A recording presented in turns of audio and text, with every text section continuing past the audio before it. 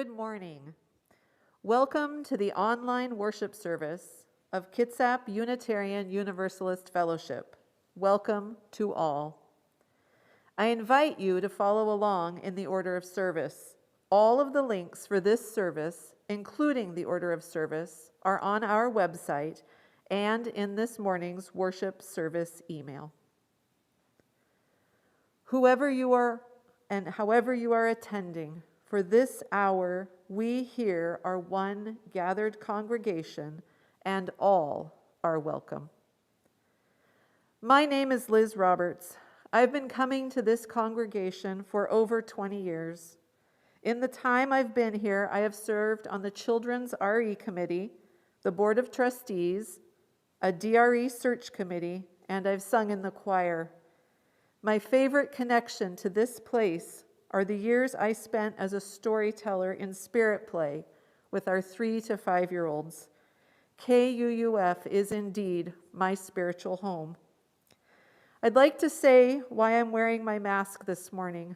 I'm a public school librarian, and my school depends on me to stay healthy, so I'll be available to cover classes when teachers fall ill. Our worship leader this morning is our own beloved minister, Reverend Jessica Starr-Rockers. I welcome visitors. Please introduce yourself after the service at our Zoom coffee hour. We welcome those of you attending online to join our Zoom coffee hour after the service this morning. The link is also in that email that went out this morning and will show on the screen following our worship service. You will need to use the password coffee with a capital C to be admitted to the coffee hour. KUUF announcements and events are available on our website, www.kuuf.org, or in our weekly email newsletter, The Candle. We acknowledge that the land on which we gather is the Aboriginal territory of the Suquamish people. Expert fishermen, canoe builders, and basket weavers, the Suquamish live in harmony with the lands and waterways along Washington's Central Salish Sea and have for thousands of years. Here, the Suquamish live and protect the land and waters of their ancestors for future generations as promised by the Point Elliott Treaty of 1855.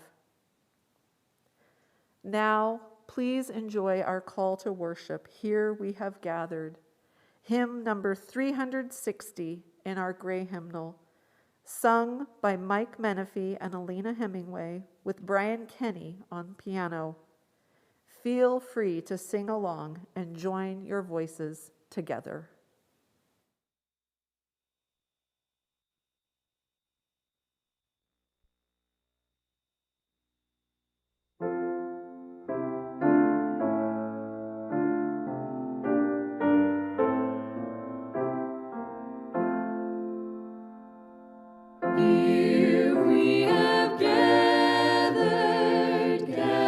Side by side, circle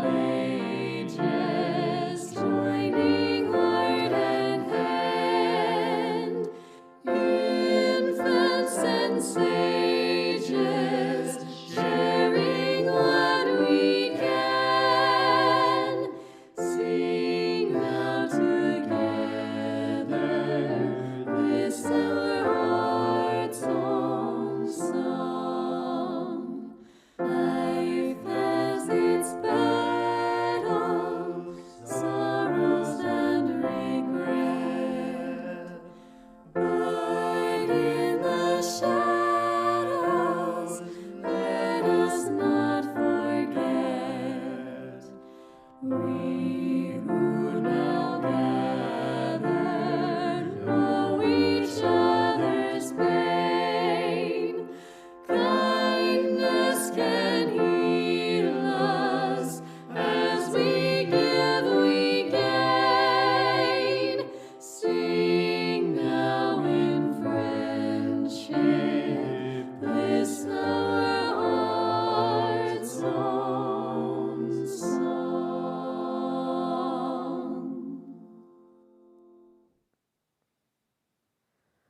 Join me now in lighting our chalice.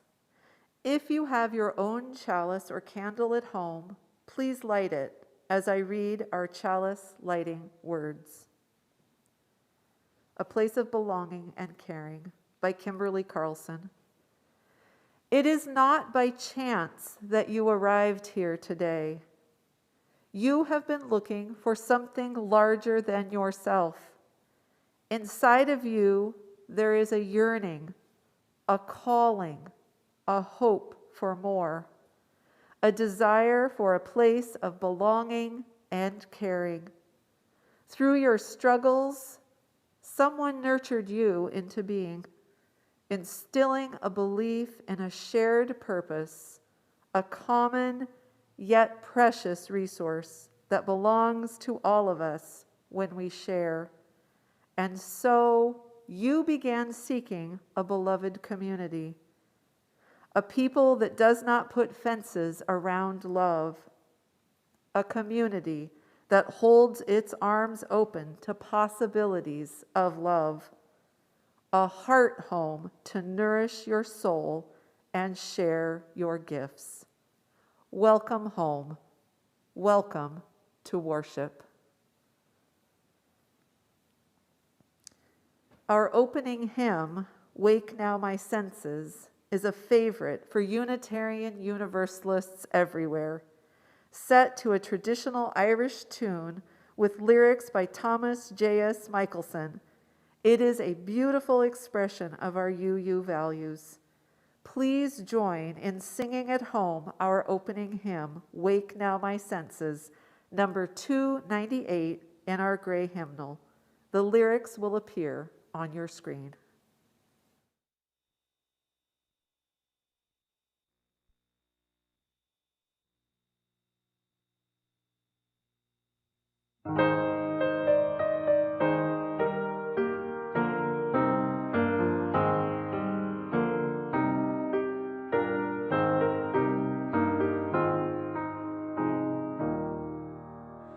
Wake now my senses and hear the earth call. Feel the deep power of being in awe. Keep with the web of creation your vow, giving, receiving as love shows us how. Wake now my reason, reach out to the new. Join with each pilgrim who quests for the true.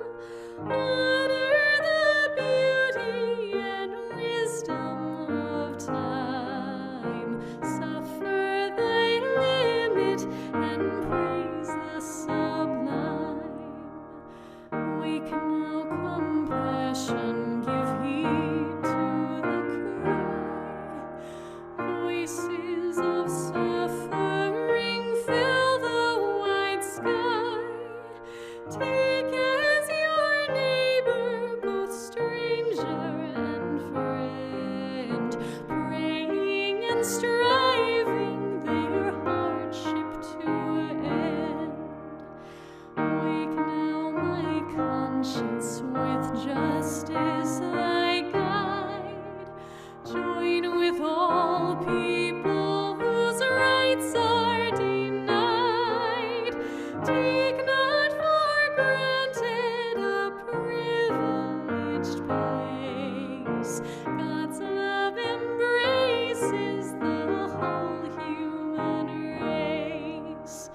Wake now my vision of ministry clear.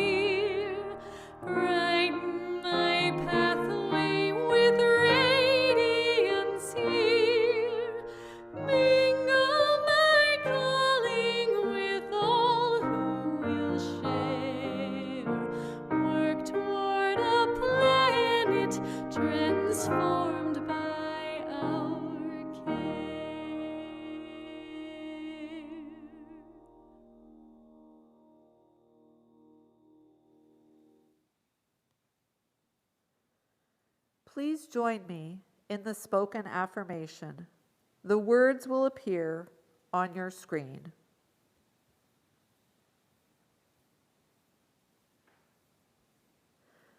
We gather as a caring community, seeking life's deeper meanings.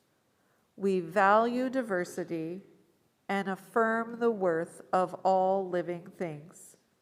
We strive to speak truth in love, to act for justice, to grow in spirit, and to care for the earth. We celebrate with open hearts and minds the creative power that sustains and transforms us. Now it is time for our morning offering. You may donate by check or electronically by PayPal. If you contribute by PayPal, leave a memo on your PayPal transaction or email admin@kuuf.org to let us know if your donation is for 1, the KUUF General Fund, 2, the Minister's Discretionary Fund to help our members in need, or 3, our January monthly charitable giving recipient, Peninsula Community Health Services. Peninsula Community Health Services is on the front lines of the public health campaign against COVID-19 and provides medical, dental, and behavioral health care, substance use treatment, pharmacy services, and community health education programs, with services available throughout Kitsap and Mason counties. It does so regardless of a patient's insurance status or ability to pay. Funds that are not given a designation will go to our general fund. If you would like to donate by check, please send a check to the address on the screen. In the memo line, designate to which of the funds your offering should go. If today is your first time at KUUF, you are our guest. There is no need to contribute. Let there be an offering to strengthen and sustain our community, which is sacred to us. Our gift of music will be followed by the children's story.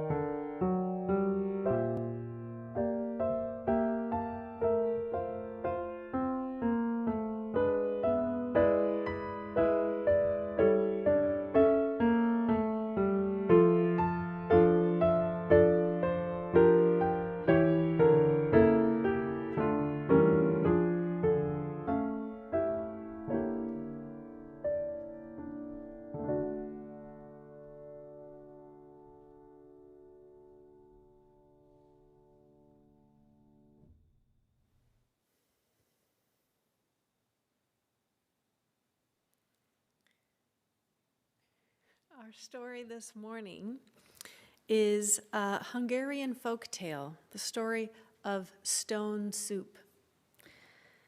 Once upon a time, there was a war.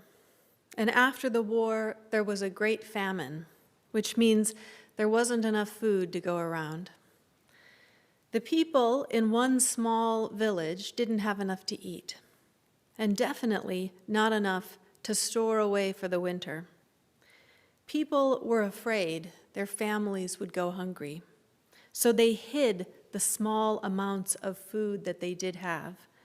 They even hid their food from their friends and neighbors. One day, a wandering soldier came into the village as he was heading home after the war. He asked the different people he met about finding a place to eat and sleep for the night. "There's not a bite to eat in the whole country," they told him. "You better keep moving on." "Oh, I have everything I need," he said. "In fact, I would like to make some stone soup to share with you." He pulled a big black cooking pot from his wagon. He filled it with water and built a fire under it.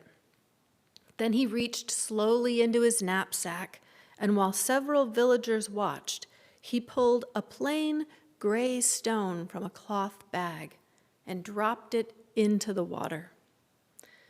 By now, hearing about this stone soup, most of the villagers were surrounding the soldier and his cooking pot. As the soldier sniffed the stone soup and licked his lips, the villagers began to overcome their lack of trust.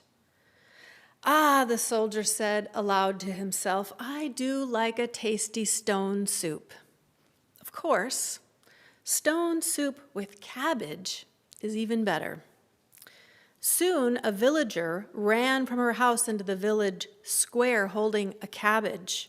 "I have this cabbage from my garden," she said as she held it out for the soldier. "Fantastic," cried the soldier. The soldier cut up the cabbage and added it to the pot. "You know, I once had stone soup with cabbage and a bit of beef, and it was delicious." Well, the butcher said he thought he might have some beef scraps, and he went back to his shop. And other villagers offered bits of vegetables from their own gardens: potatoes, onions, carrots, celery. Soon the big pot was bubbling and steaming. When the soup was ready, everyone in the village ate a bowl of soup, and it was delicious. After this, the villagers never went hungry again, for they had learned the secret and the magic of stone soup. And now please join in singing our song, "This Little Light of Mine."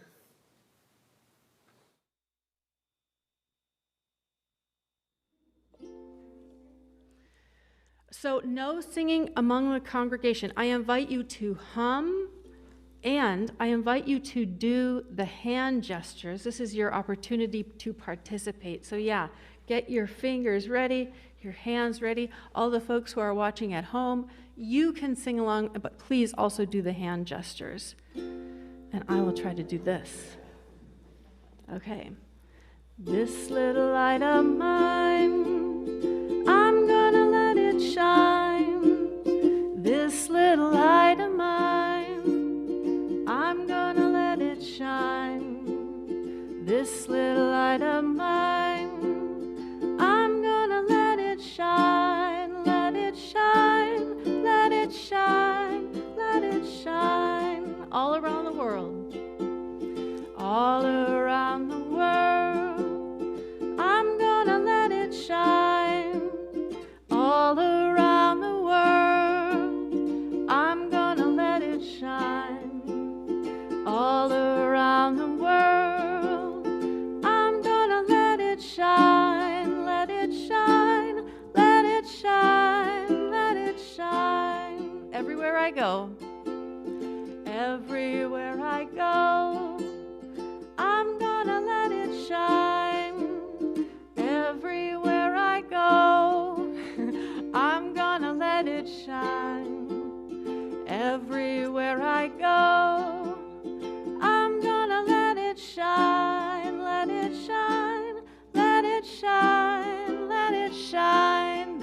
light of mine. This little light of mine, I'm gonna let it shine.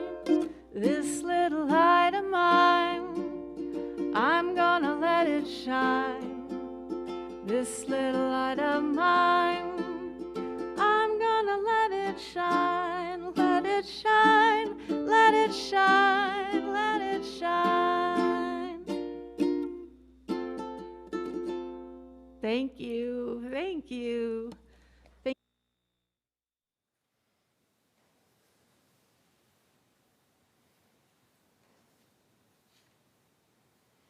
And now it is time for our joys and our sorrows. Though we are physically distanced from one another, our hearts and our spirits remain connected. When shared together, our joys are amplified and our sorrows lessened. We have two joys to share today. One from Angie Canavan. I have a huge joy. I married my best friend, William Van Drylen, on 12/22/21. He is a wonderful partner to me and parent to my children. Blessed be. Congratulations, Angie and William and your whole family. And we have a joy from Liz and Brian. Our dear friend Russ experienced sudden cardiac arrest this past Tuesday. He is still in the hospital, but doing much better. His sense of humor is returning, and we are joyful for his life. And we share that joy with you. And we light one more candle today for all of those joys and sorrows that remain unspoken in our hearts.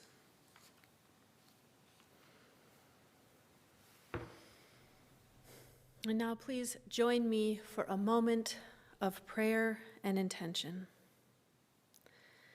Spirit of life and love, we are so grateful to be in community this morning. We are grateful for frosty, cold mornings and sunshine, for the love of deep friendship, for music and stories, and for this opportunity again to gather and worship and to share our joys and our sorrows together. We hold all of this in our hearts this morning as we lean into the love and care of this beloved community and are held. May the Spirit of life and love bring peace to us all. Amen, and blessed be. And now for hymn number 123, Spirit of Life. The words will appear on your screen.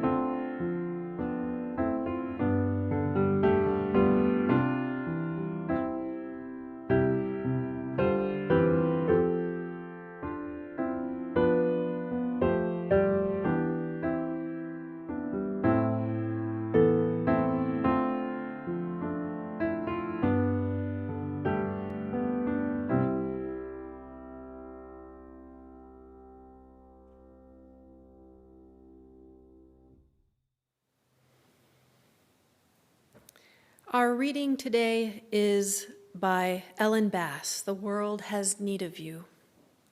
And it begins with a quote from Rilke, "Everything here seems to need us."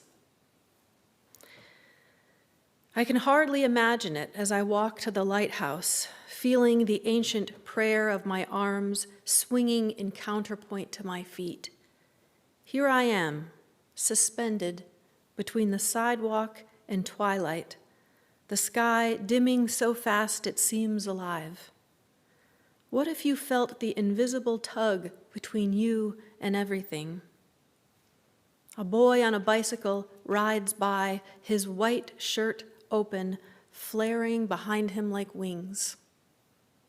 It's a hard time to be human. We know too much and too little. Does the breeze need us? The cliffs? The gulls? If you've managed to do one good thing, the ocean doesn't care. But when Newton's apple fell toward the earth, ever so slightly, fell toward the apple. And now for a moment of reflection.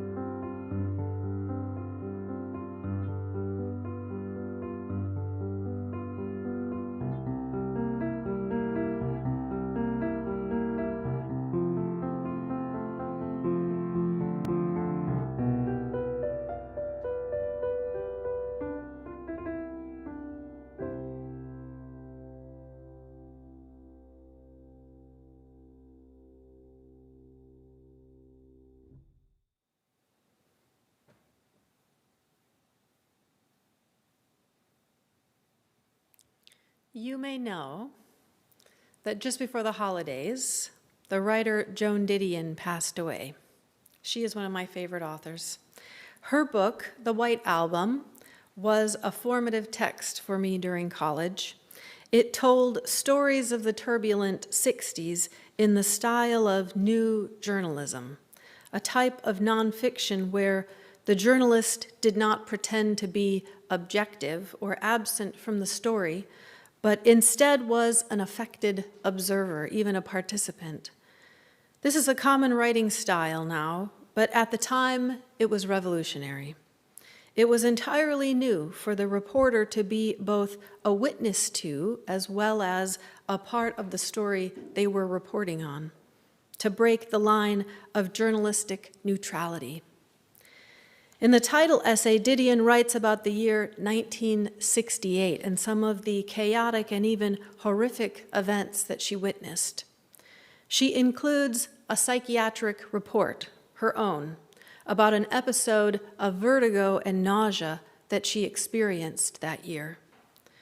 She writes, "By way of comment, I offer only that an attack of vertigo and nausea does not now seem to me an inappropriate response to the summer of 1968.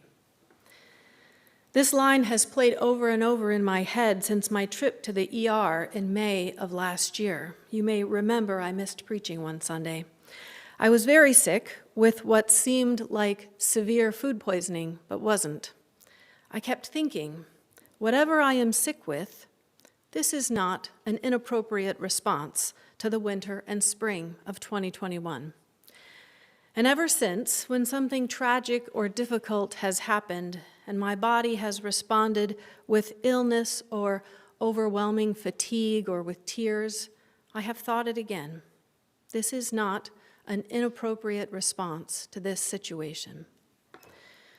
And my family and I have had a few tragedies lately, so you can imagine my family and I and our bodies are having all sorts of appropriate responses. And over the holidays, the message became clear. I do have to leave ministry for a while. I do have to leave KUUF. And this is an appropriate response to the situation. In order for my family to feel whole again, in order for me to get better, I have to go and take care of my mother and my family and myself.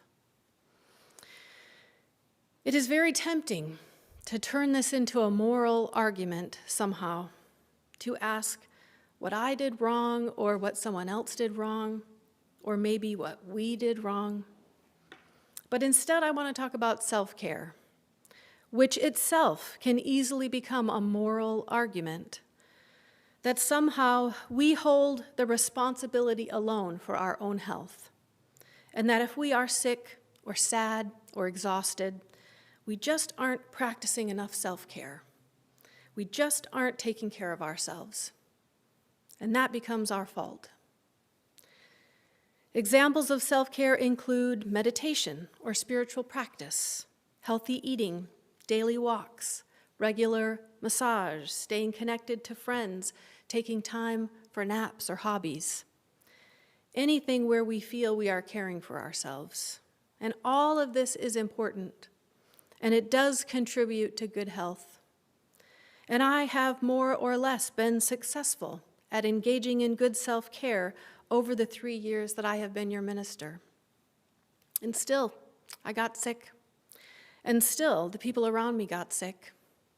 And still, the pandemic dragged on, and some of our beloveds passed away, and my own family experienced a huge, life-altering loss. And then it became clear that self-care wasn't going to be enough. So my question for us today is, what do we do when this is true? Especially as we part from one another at the end of this month, and you think about how your story might continue without me. The pandemic will continue. The pressure and stress of this moment in history will continue. Self-care will not be enough. You see what I'm saying? Caring for yourself will not be enough. We will all need to practice community care to survive. And the beautiful part is you already know how to do that. You already do that as part of being this faith community.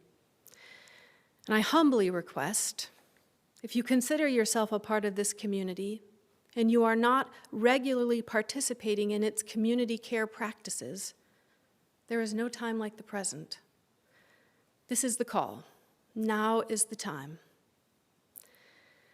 When I started seminary in 2015, my first class was titled Ministry in a Post-Denominational Age.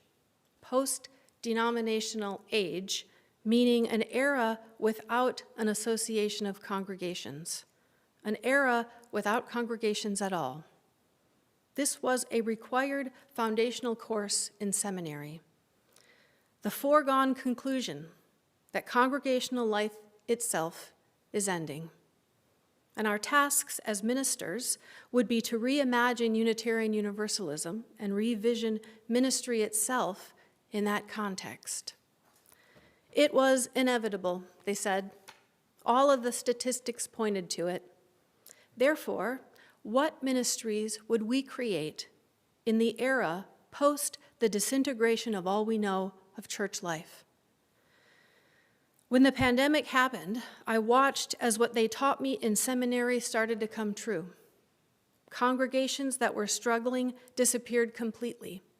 Congregations that continued got smaller, fought to stay together, had to go entirely online and create all new ways of being a community. Congregational life as we have known it has disintegrated. This is the post-denominational age.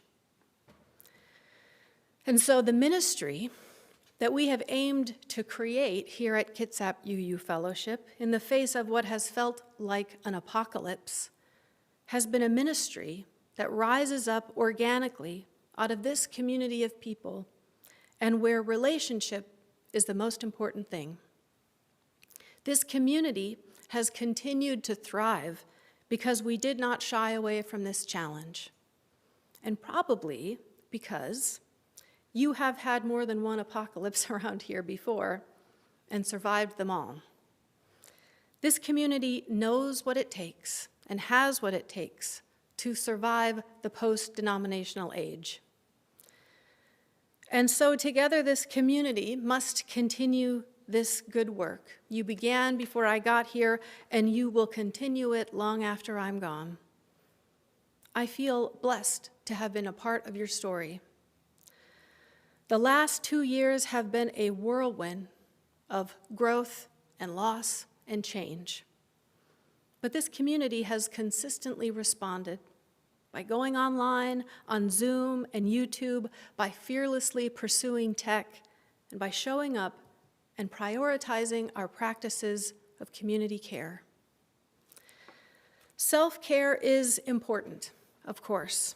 It is important as individuals to feel grounded in our skin.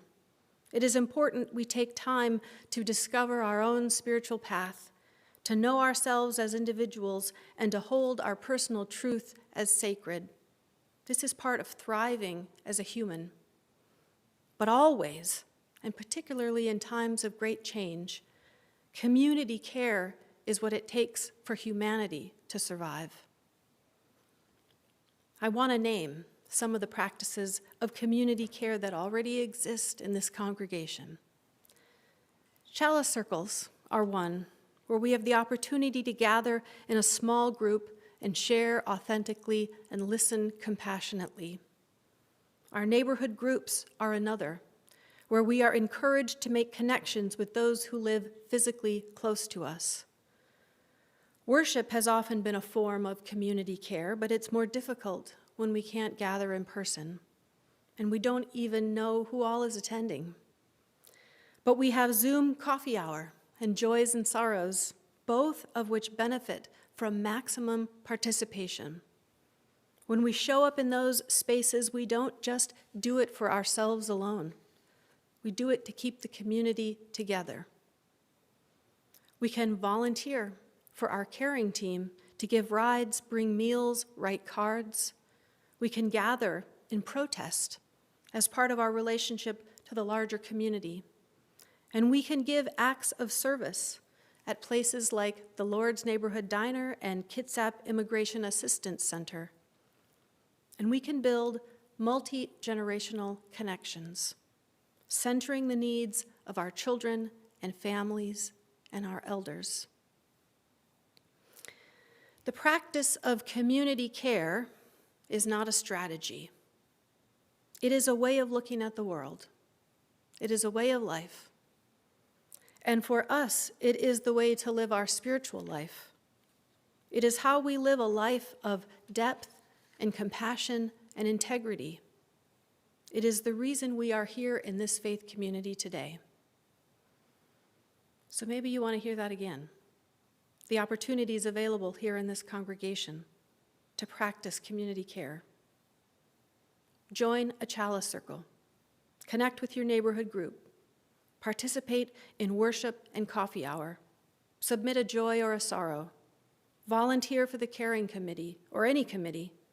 Volunteer at the Lord's Neighborhood Diner or the Kitsap Immigration Assistance Center. Protest injustice. Spend time with our children and families and elders. And if we can't show up physically in person, what other ways might we show up? Not just for ourselves, for our own self-care, but for this entire community. Maybe it simply means sending a text to check in on someone, replying to an email, or sending a Facebook friend request.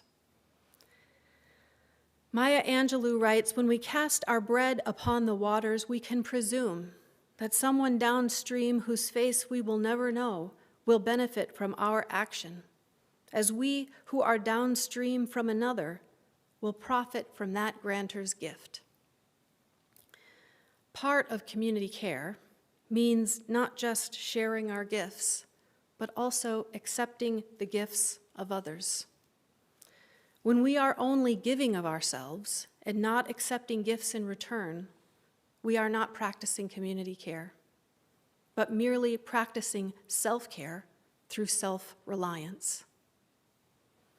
Ralph Waldo Emerson's essay, Self-Reliance, was one of my favorites as a teenager and one of the reasons I became a UU. "Nothing is at last sacred but the integrity of your own mind," he wrote.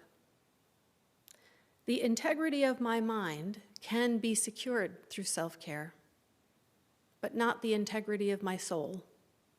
For that, I look to my community, my family, my ancestors, the earth, all the communities of people who claim me, and my body as I claim myself.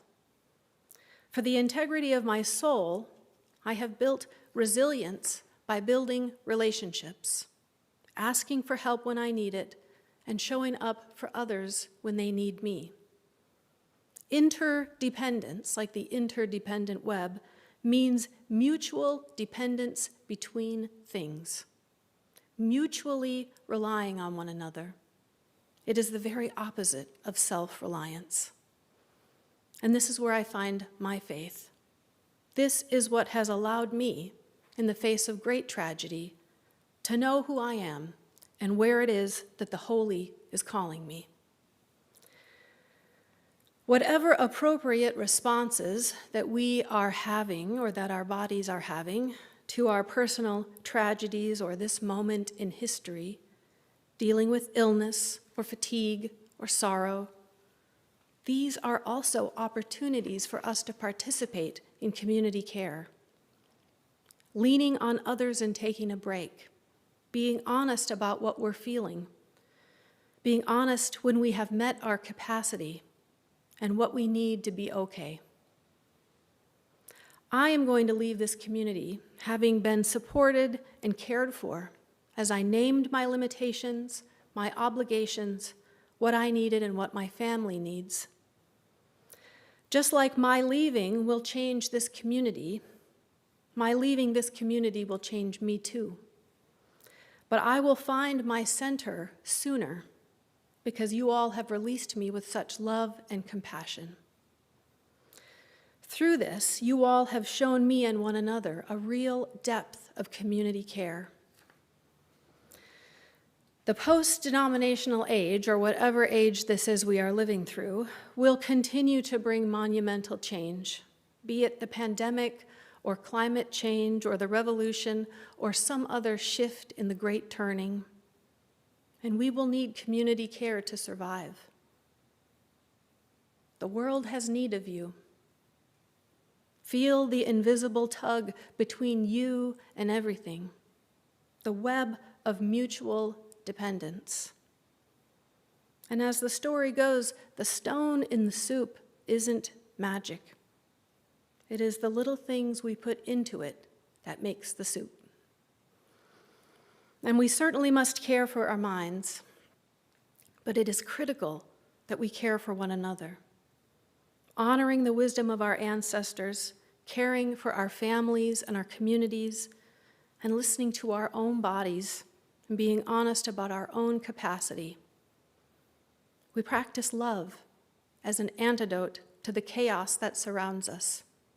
We center grace and forgiveness, and we acknowledge that though nothing may go as planned, that change is the only constant. We are all an equal and necessary part of the story. You each have a ministry in this community. I haven't been doing this work alone. And now more than ever, this community needs your ministry, your gifts of love and compassion.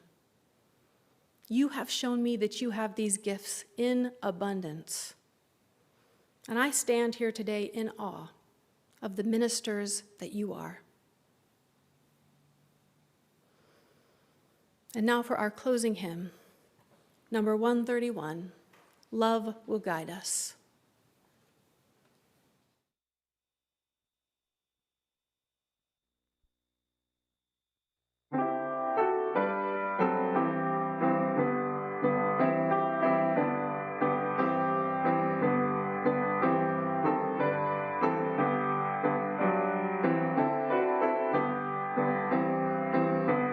Love will guide us, peace has tried us, hope inside us will lead the way on the road from greed to giving. Love will guide us through the hard night. If you cannot sing like angels, if you cannot speak before thousands, you can give from deep within you. You can change the world with your love. Love will guide us. Peace has tried us. Hope inside us will lead the way on the road from greed to giving. Love will guide us through the hard night.